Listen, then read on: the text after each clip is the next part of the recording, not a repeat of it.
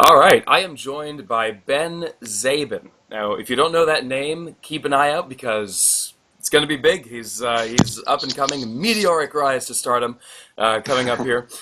He just published a book with 18 collaborators, 18 of the world's top magicians, and it's stories of their worst experiences on stage, their failures in magic. It is called AbracaDAMMIT, and we'll link it all over the place, so you should definitely pick it up. He just got back from Tennessee, opening for Derren Romeo's Magic Beyond Belief show, and he is an avid stage performer, and I have seen Ben perform on stage. Very, very good stuff, very organized, and excellent presence, and that's actually why we have Ben here. So, Ben, welcome. Thank you for having me, Ken. It's great to get to be here with you. All right, good. So, full disclosure, this is our second attempt at this. We lost our audio from the first attempt, but we'll give it another shot. We've had a rehearsal, and we all know how important rehearsing is. Yes.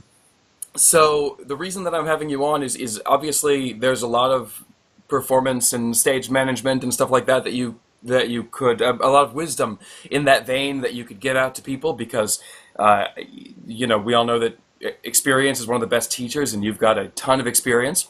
But one of the things that I think is most helpful for people who listen to this kind of podcast or watch these kind of videos or perform magic generally is getting an idea of what is required of you when you're going to put on a stage show backstage. What's all the stuff you have to do prior to? What are the easiest ways to just get it done, So if you don't mind, we'll start this conversation with you beginning to walk us through that process as you're starting to think, I want to do a show. What's the next step? The next step, I guess it depends on what your purpose for doing the show is. Is it Sure. to make a lot of money for you? Is it to bring attention to you and your brand? Is it to get other gigs? So really the first stage show that I produced and performed in, it was for charity. So I contacted a local charity, and my goal for this was to do a show and finally get the experience of putting one together. So I contacted a local charity, and I was like, hey, I'll do a show for you. You cover all the expenses, I'll produce the show, I'll put it together, I take care of everything related to the show, and you guys keep all the profit. So I wasn't making anything off of the show, I was just doing it for the experience of getting to put together a show in a nice theater for a few hundred people. So that was my goal for the first show. And I learned so much from that show, and at the end of the day, it just comes down to being organized. Think ahead, think big picture. You really just have to, and lists. It's all about lists, calendars, timing stuff out, really having a good grasp on the organization. So my first process for this show was, what do I want the audience to see? And at the time of doing this, I didn't have enough of my own material that I felt comfortable with to put together a 2-hour-long show. So I just reached out to some magician friends. I'm like, hey, I'm doing this show. I can't pay you, but I'll be able to give you great footage in a nice space for you to use for your promotional material. And the first 3 guys that I asked hopped on it, and it ended up being a really fun time. I ended up paying out of pocket for a film crew to come film the show, so we all got great footage. So that was my way of kind of paying them, if you will. And it was just a great time. So it was that the me show and that I saw? Sorry to interrupt. yes, that was the show you saw. That was Okay. in May of 2014 or 15. I think it's 15. 15. Oh yeah. And it was a really great time, and I learned a lot. It was a lot of organization, and I think it worked out pretty well. We ended up raising a ton of money. It gave me the experience that I needed to then go produce other shows that I'm working on now. Right. And I learned a lot. So if people look at your website, hey, last time I visited, I irresponsibly didn't No. check before we went in, but there are these great pictures of you on stage, right? And those are absolutely invaluable Oh, they're great. to a performer, especially if you're trying to book a gig. Imagine the amount of money that somebody could make just literally off of those photos, just in Totally. the mind of your clients. It really shows experience. It really shows, like, they don't know if that's a little theater for the Red Cross, or they don't know if No. that's a cruise ship theater. That Exactly. like, they don't know where that is. So those pictures are great. So just the experience of doing it. Let's talk about Yeah. contacting the charity group, because that's one of the first things that you mentioned. Yeah. So I just contacted a local charity that I knew was local enough that I'd be able to get a hold of the person in charge like that. local enough that everybody in the town knew of, and local enough where $5,000 to $7,000 is a lot of money for them. Mm. You go ahead and contact like UNICEF or Red Cross. Yeah, $5,000 or $6,000 is helpful, but they're not going to go out of their way to try and raise that. And they're just so big that it's hard to get to the person in charge. Mm. So I live in a town that's about 60,000 people. It's relatively affluent. So I was able to charge between $10 and $25 a ticket. It was a family-friendly show happening at 7 or 7:30 on a Friday night. And the organization was really invested. They've been in the town for a long time. Everybody knows of them. They have a really big following. Big following is also huge because that's where a big portion of the promotion is going to come from. Them sending out e-blasts to their constituents, them posting social media links and advertisements on their Facebook, Twitter, and Instagram pages. Mm. So you really want something that's small enough that is your impact is going to mean a lot to them, but large enough that they have a wide reach in your area. Okay. Okay. So just to be clear, that was don't contact the Red Cross for your first one. Don't Yeah. contact charities that are too big for what you're going to put on, because essentially the smaller they are, probably the better the show is going to be, or at the very least the easier it's going to be for you to get to the top. Yeah, and the smaller they are, the more invested they are going to be in your success, which means the harder they're going to work on putting the show on, which only means more people in the seats, more draw to the show, more attention to the show, Right. which at the end of the day is great for you as a performer. And would you also recommend, in that vein, as far as charities are concerned, would you recommend contacting other groups like the high school football team? You know, like 100%, yeah. The first time I did this, I reached out to, I think, 4 or 5 charities. One of them responded with an affirmative. The others were like, not now, we're okay. Mm. So I did get that one. Turns out a few of the people who I reached out to ended up coming to that show. Literally a week after the first year, they emailed me, we want to do a show with you. When can we do something? Oh, so, wow. yeah. And then after that, I ended up doing it, like, since I already had the experience, I was like, sure, I'll do it for you, but I'll take 20% of the profits. Got so it. that's another way to make a good amount of money. Got it. And not only that, but they probably don't even know that wasn't the deal you ran with the other group. Exactly. So yeah, exactly. So actually, I'm really glad that I asked that question, because the reaching out to multiple groups seemed to be, a major boon for you. Yeah. Oh, totally. So I mean, the more you reach out, the better. The only thing I would be cautious about is if you're reaching out to like 20 in your one town, 5 of them come back. They want to do 5 shows for maybe spring. Then you're going to be kind of screwed, because if it's Right. a town like mine at 60,000 people, you're going to have like a much shorter audiences for each charity. Right. So if you want to reach out to a lot of people, reach out to a bunch of different towns in the area. So you can just broaden your reach by still maintaining the same kind of quality of show. That's a good call. So you reach out to multiple groups, groups that are small enough to want something like this to happen, and that you can get to the top, and then the idea is that at least one of them will reply with an affirmative. Now, when you're reaching out, and then after the show, of course, hopefully, if they've seen it or if they've heard of the success, then Right. they will come back to you, Exactly. even if they gave you a negative in the beginning. So, as you're reaching out, what kind of, this is something that maybe people would really be interested in. As you're reaching out, what kind of script or cover letter or whatever are you sending to them? Yeah, the first time I sent them a PDF that had like who I am, what I do, what we could raise, what I've done in the past, and why we should do this. I can actually send that to you if you want, if you have like a link section below. That would be excellent. Yeah, we'll put that up. Yeah, I bullshitted a little bit in it just to get the gig, but it ended up working out great. So I'll let your viewers decide what it is BS and what is real. There's a lot of fake until you make it in this business. Oh, exactly. That's exactly what it's about. But that was just kind of the generic form that I used. Oh wow. Okay, that's excellent. So so definitely look for that, guys, in either the show notes or the links underneath, wherever I have control of putting links, that will be there. Yes. So good. Reaching out to multiple groups, that's wonderful. So after you get an affirmative, how do you? And I'm sure many of us who have put on stage shows have had this experience. How do you make sure that everyone's on top of their game. Not on your end, Hmm. but on the end of the charity group, and again, we mentioned like football teams need new jerseys. It doesn't Yeah. necessarily have to be like feeding the homeless or whatever, although those are great causes, but you can reach out to literally anyone who you think will have enough energy and vigor to want to make some money through your show, right?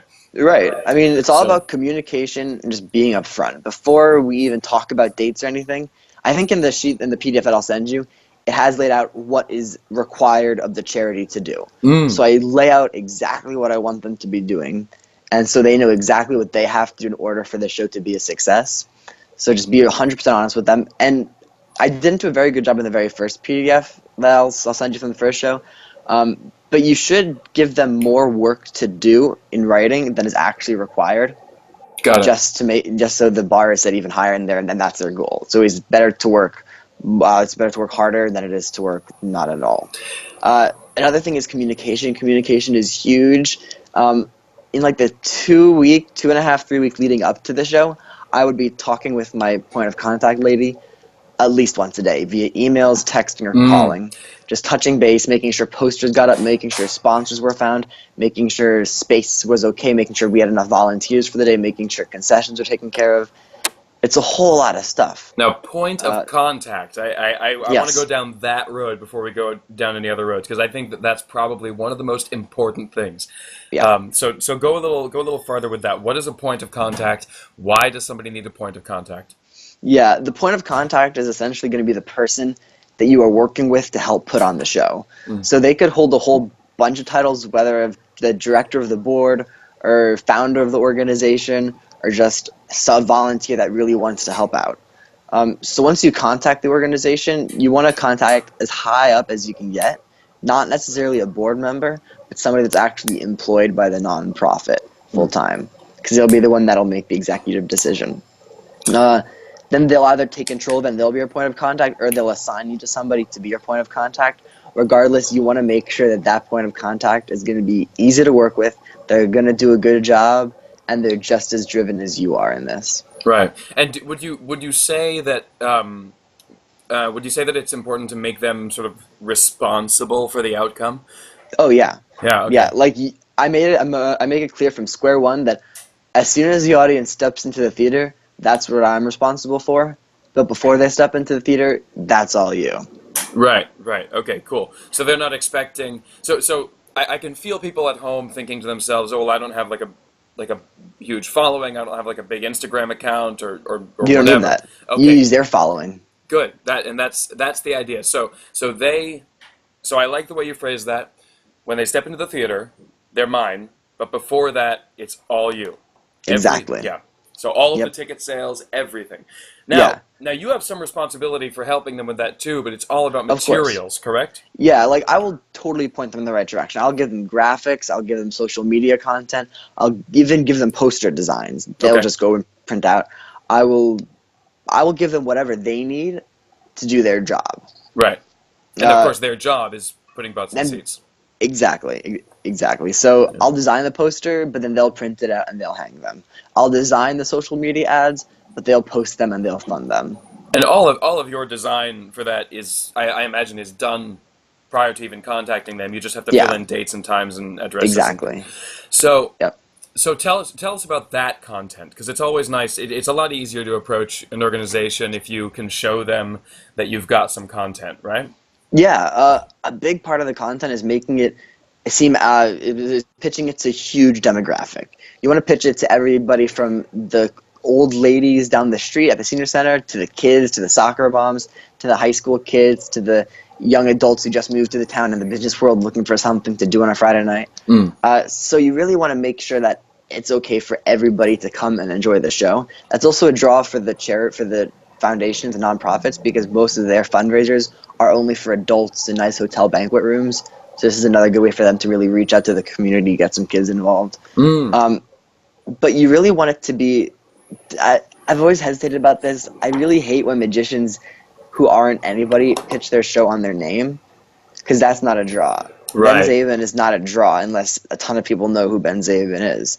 Whereas a magic show, an evening of illusion, that was what mine was called. It's been called an evening of illusion. And it says it right there. illusion, magic tricks. It's going to be fun.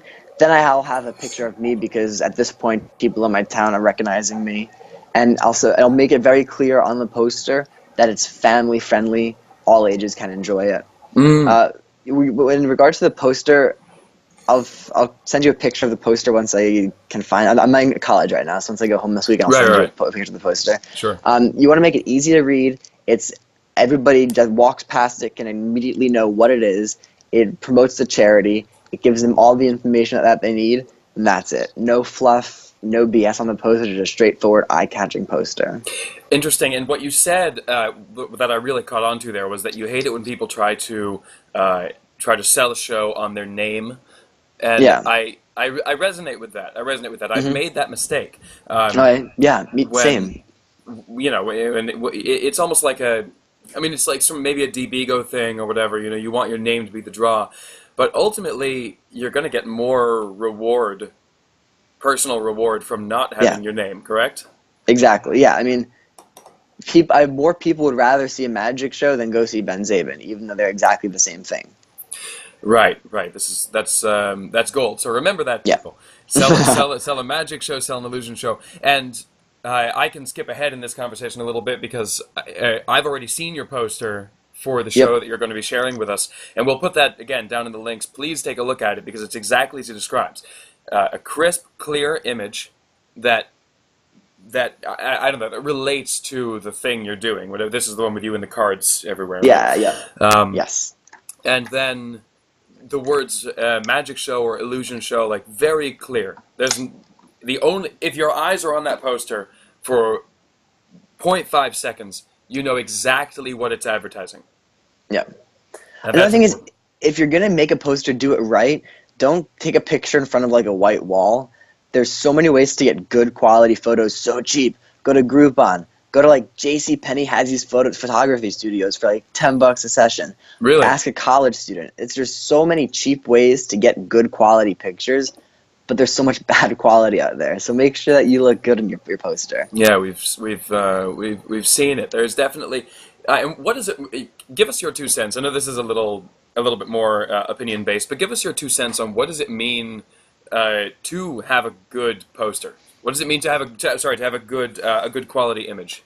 Yeah, smiling. Smiling's a must. If you're not smiling, then you're not pitching a fun show. I think everybody should be smiling. Unless they're like a mentalist, like you do a lot of more serious stuff. So it works for you to not smile. But I would admit, though, just sorry to interrupt, but I would admit that it probably works against me. I mean, the idea that, like, you know, I just did a fundraising show in Maine, you know, and we had a good turnout. We did. But I can't help but think that we would have had because I didn't pitch it on my name, right? I pitched it on an evening of mind reading, or mind reading, you know, the big thing, and then the little subtitle underneath. But, you know, I have a very aggressive, kind of scary image, and I can't help but think that it would have been a better turnout had I had a more friendly image. So it's a good point, and people should take it. Yeah, I mean, at the end of the day, do what you feel comfortable. But I personally, I'm a big fan of smiles. Yep. Make it unique. Make it like in the poster, you'll see cards flying everywhere. The cards, although cheesy and maybe a little bit cliche, immediately shouts magic. It's only cliche to us. Right. That's true too. Most of the people have never seen a magic show in a theater that are going to be coming. Yeah, I mean, they see those cards and they're like, "Oh my god, people can play cards, weird." Yeah, exactly. Yeah. Eye-catching, fun, friendly. Eye-catching, fun, and friendly. Okay. Yes. Great. I think those are the words. And professional, too. I mean, you want to dress right. Yeah, be professional. Look nice. Do your hair. Get some... I've got pimples everywhere. I get those fixed for the pictures. Oh, like Photoshop or pre the picture or what? Yeah, just make sure that you look good. Make sure that there's nothing stuck between your teeth. If you have yellow teeth, maybe whiten them a little bit. Yeah. Go to Fiverr. Fiverr's the coolest place in the world to get stuff done free, or practically free, and really, really cheap. Like if you have like blemishes like I do, send in a picture to Fiverr, spend $5, you'll get it back. Your blemishes will be gone. So Fiverr, just so people know, is a website where you can pretty much pay anyone $5 to do anything. They sign up like, this is my skill, and I'll be paid $5 to do it at the base level, and then they have upgrades you can buy, but there are probably, I imagine there are thousands of people who will remove your pimples or your Yeah. blemishes, or whiten your teeth with Photoshop Exactly. for $5. Not to mention, Yep. probably everyone in the world has a buddy who has and is okay with Yeah. Photoshop too. Yeah. And like just look at like other posters of magicians. Like I work with Michael Carbonara a lot. We were in Atlantic City this past weekend, and his posters are amazing. His face looks perfect, his teeth are perfect, his hair is perfect, and people want to see that, I think. Right. Right. That is as objectifying and as sad as that is, if you're in that train of thought, people like to see pretty people. So be there's so many ways that you can be pretty, even if you're not. It's good. People like pretty people. Be pretty. Yes. Good. Yes. It's not shallow, Ben. It's just that. Is it shallow if it's the truth? Who No, knows? it's business. It's business. That's right. It's business. Yes. So that's perfect. All this information has been great so far. I want to get to the show itself, because Yeah. I think when people see the PDF, because we're already running a good time for the podcast here. Yeah, So when sorry. people see, no, it's great. It's great. The more you're willing to divulge, the better. Cool. Yeah. But when people see the PDF, I think that they'll see a lot of what you mean as far as what responsibility the organization has, how and sort of what the process is going to be from reaching out to curtain, right? Yep. So Exactly. now, one thing that I do want to ask though, because I think this is probably relevant for the audio, what is it the organization's job to find the theater?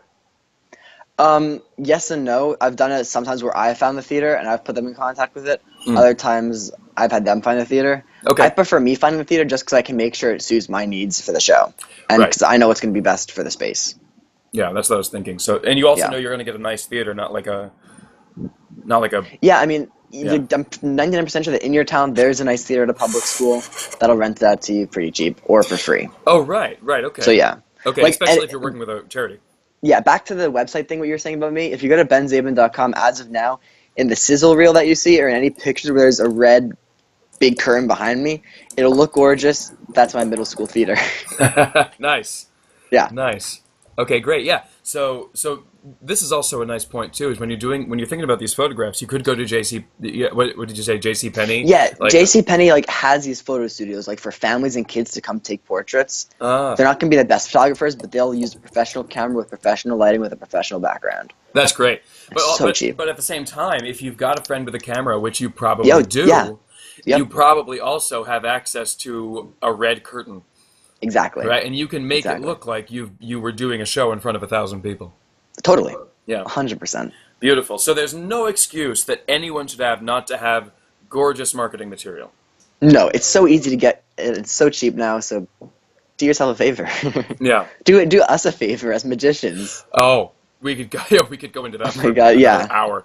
Yeah. Because the old adage. I don't know if it's an old adage, but it's old enough because I've been saying it for a long time. If you got a bad magician if you got a bad band at your last event, you're just gonna get a better band. Yeah. But if you got a bad magician, you're just gonna get a band. Yeah, exactly. That's so true. Everyone stop sucking. Yeah, please. So good. So now that we've got our marketing material, we've got in contact with the organization, and we've contacted the theater. Do you find that it's very easy to work with the theaters? Like, because you try to do this hands off, right? You try to connect them to the organization and then back away, or what? Yeah, most of the contact with the theater happens after they've signed contracts. Happens with me between the tech people and the people that actually run the theater. Some theaters are going to require that their tech person is there the whole time, in which case it's annoying. Others, I'll just say, yeah, here, as long as you qualified people, great. I prefer the latter. Sometimes you'll be stuck with the former. It can be the best thing in the world to work with them, or they could be just the worst people you're ever going to meet in your entire lives. Regardless, treat them with a smile and friendliness, because at the end of the day, they're the guys that are going to be making you look good. Right. But for these kinds of shows, I try to keep them as tech minimal as possible, just to make everybody's job easier. Lights, generic wash, that's it. Okay, so lights, generic wash. What about sound? Do you bring in sound? Yeah, I'll bring in music. So in the sound booth, I'll have a friend with a laptop playing my music off of iTunes. You don't need anything fancy. Easy. Yeah, at the basic level that these kinds of shows are, everything's very, very basic. Great. And so I mean, I think we've pretty much we've covered everything to a I mean, to kind of a necessary extent Hmm. before curtain, or sorry, before on the end of the charity. So let me ask you about your end. Yeah. You don't have an hour and a half show, right? Yep. So Yeah. you contact some of your magician friends, and Yep. then what happens? Yeah, I say, hey, I'm doing this show. It's in this gorgeous space. I'm paying for a film crew to come in. I always have a professional film guy. That sets up like 3 or 4 different cameras and gives us really quality footage. I'm like, I can't pay you because it's a charity. I'm not making any money, but I can give you some great footage that you can use in promotional material. Everybody I've contacted has always said yes. Um, and then I always give them the option, if a gig comes up that's paying, please go and take it. I don't want to take you away from a paying gig. Right. That's never happened to me before. If it is, fine, because they should be getting paid, especially on a Friday or Saturday night when it's a high-in-demand night. Then the show itself, I usually have them each do. In the show that you used to, I have 3 guys, two Uh, guys, 3 guys.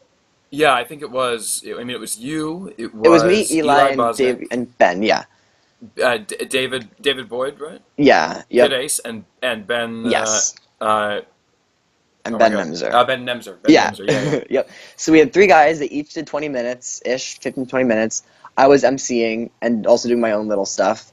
And it was just a really fun time for us just to like hang out, do magic together, Yeah, I mean, and so it you're was all a blast. professionals. You all know what you're Yeah, doing. yeah, it But was so much fun. now I notice you also picked people that are on an equal level of professionalism to you. You know that these Yeah, people rehearse. You know that they write their scripts. You know that they. So it should go without saying. It should go without yeah, saying. You're gonna want to pick people. You number one are gonna want to have your 20 minutes absolutely solid to the highest standard possible, right? yeah, And then exactly. and then you're gonna want to pick other people who have the same.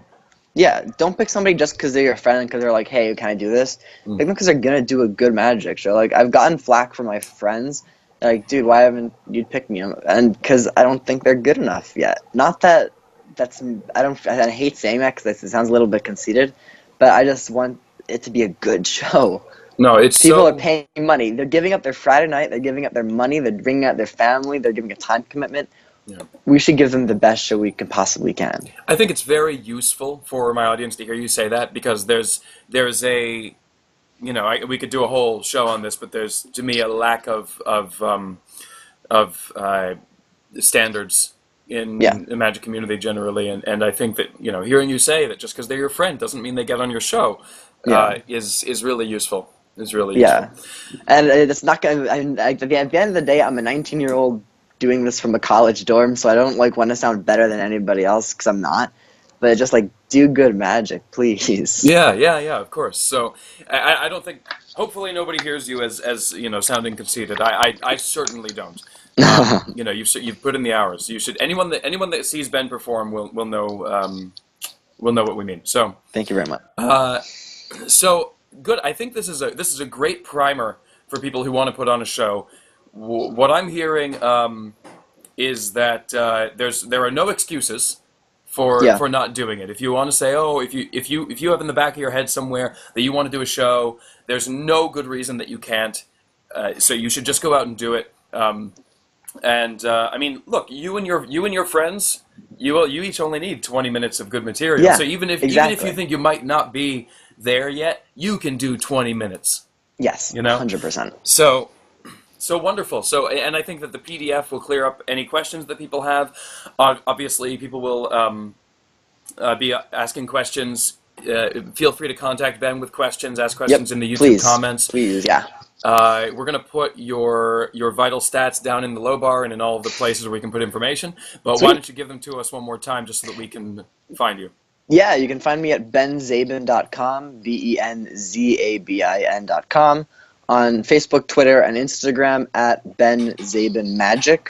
And feel free to email me. You can reach out to me directly through any of those social media forums or through my website.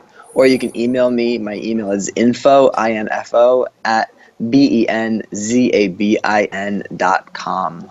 All right. Excellent, Ben. Well, thank you so much for being on the show. Yes, thanks so much, Kent. All right. Bye-bye. Bye-bye.